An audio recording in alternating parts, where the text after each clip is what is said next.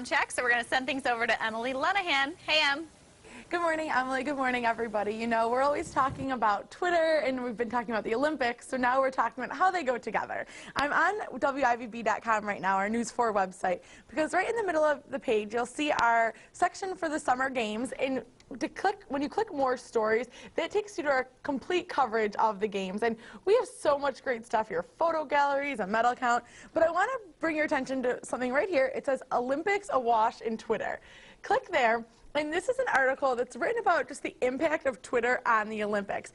Here you'll see, let me just read you a quick part. It says, for better or for worse, the 2012 Olympics are being shaped, shaken, and indisputably changed by social media revolution.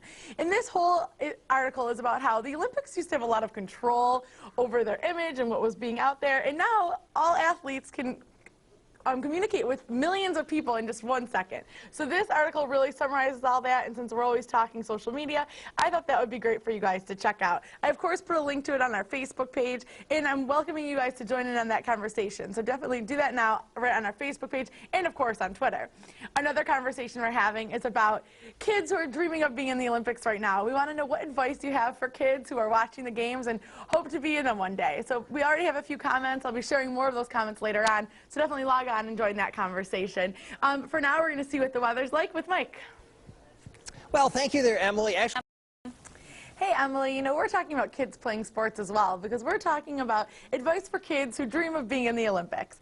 I asked what advice can you give kids who want to be in the Olympics one day, and Darlene says, nothing is impossible, believe in yourself. Lynn says, do your best, and winning is not everything. And Marilyn adds that the advice best given would be to go for it and work hard at it. Also over on Twitter, we're getting some advice. Kids Out Buffalo said, to find a sport that makes you love it enough to work harder after each loss, climb to the top step by step, and enjoy the journey. So great advice here from our viewers, as always. So definitely check that out on Facebook and Twitter. Now I'm going to go over to our website right now, wingingit.tv, because we have some great contests going on right now. In the gray bar across the top here, you'll see you can click Contest, and this is where you always find all of our contests. Earlier you heard Emily mention all the tickets to summer fun activities you can win. By clicking here, you can sign up your family to win a family 4-pack to a fun summertime activity. We also have a great back-to-school contest right now where you can win a makeover before heading back to school. Now, I think that sounds great for anyone heading back to college, maybe. Really cool contest, something I would have loved to sign up for. So definitely check that out right now on our contest page on wingingit.tv.